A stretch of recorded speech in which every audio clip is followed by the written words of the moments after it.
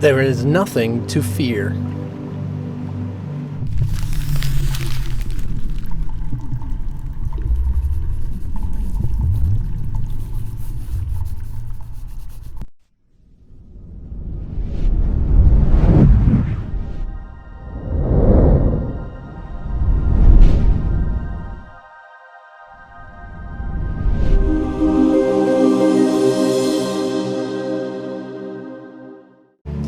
So this is a pretty intense concept, as we have discussed a lot about this idea in general, but it is a presence of a few different things.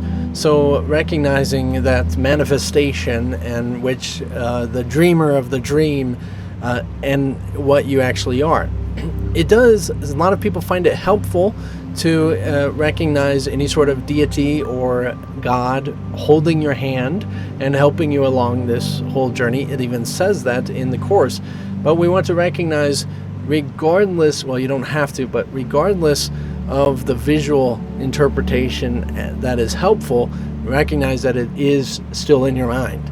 So this is something about the whole reason of discovering that there is nothing to fear, is because even what has been the fear or the justification of your fear is as much in your mind as recognizing something is, say, there.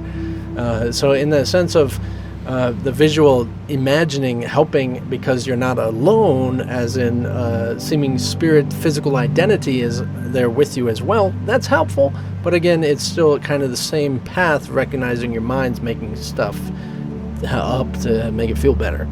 So, and that's okay, but we want to actually discover what is, in the sense of not just having support, but we actually want to recognize that we are one with the totality of all that is, and we are one with the, say, the power of God. Okay? So in that recognition, there is, of course, nothing to fear because of what that has the capability of doing. Right? In that same way, if you come into some sort of fearful circumstance, and you, instead of believing in any of that, and you just have, oh, it's just me and my body, it's just what I can do, it's just me, and I have to protect everybody else, or my other little people I have around in family, or anything like that, then of course you have reason to fear. It's completely justified that you have reason to fear, reason to feel guilt, reason to feel shame, reason to feel self-conscious, reason to be angry, reason to be dishonest or confused or lost or attached. You have reasons to believe in all of this as far as physical representations and what is involved of being a separate entity.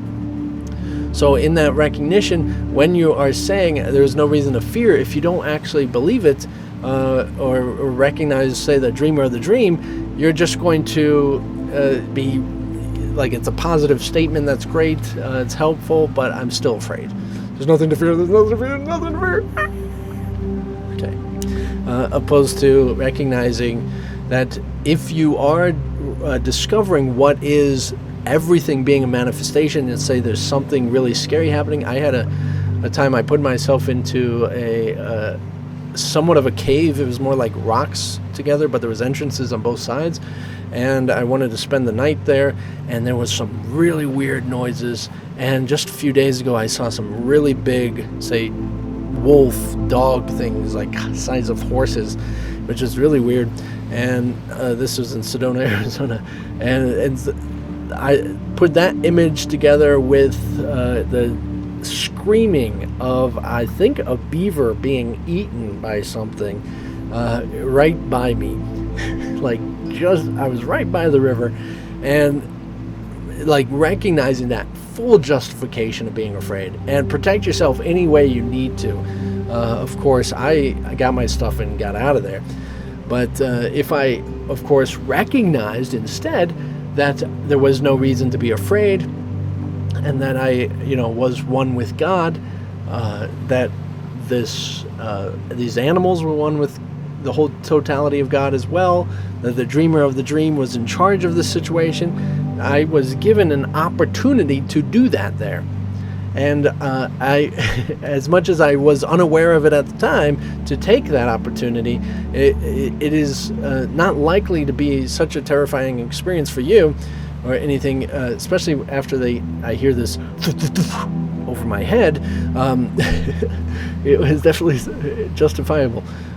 You might have a little bit more of a lesser of a distraught type mindset that comes over you, and just recognizing that if I'm not fearing, I'm trusting.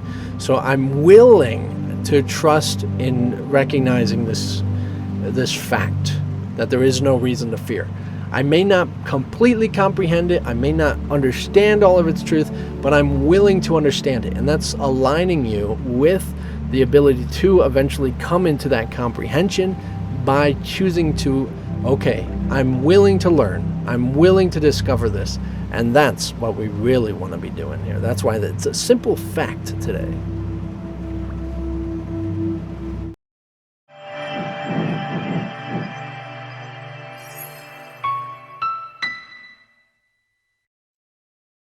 So as much as all the reasons why we can come to the conclusion that there is no reason to fear, we simply want to recognize that I want to discover what those, say, conclusions are by allowing myself to trust, choosing trust instead.